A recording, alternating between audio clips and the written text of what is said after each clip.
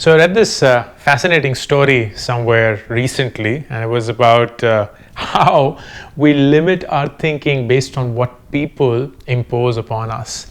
So this story is about the Stanford Business School, which is one of the most prestigious MBA programs in the world. And this professor who walks into this class and he says, here's the assignment for today. All of you have been split into teams. Each one of you has been given $5 and 2 hours.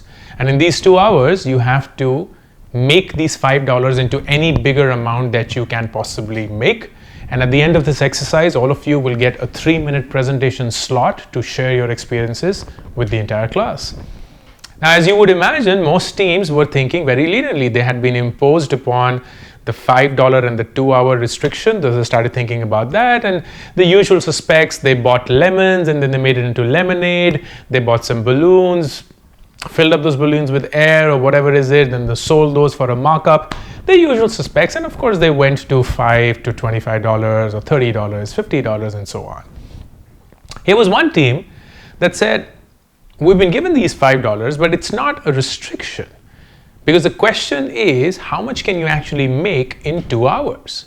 It's not so much about the $5, but the 2 hours that we've been given to make this money.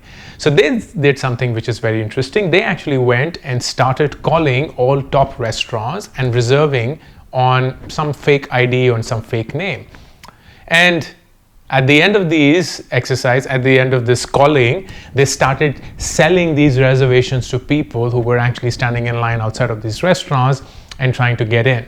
And that was a smart thing to do. They disregarded the $5 and they eventually ended up making some $100, which was way higher than most teams had once they started thinking only of the $5 as the starting point. But the team that won asked themselves a completely different question. They were like, we don't care about the $5. We don't care about the 2 hours. What is it that is truly the most important asset that we've got given? And the most important asset that we've been given is a 3-minute presentation slot. So they said, we're not going to be restrained by the $5. We're not going to be restrained by the 2 hours. We will monetize these 3 minutes that we have been given to present in front of the entire class.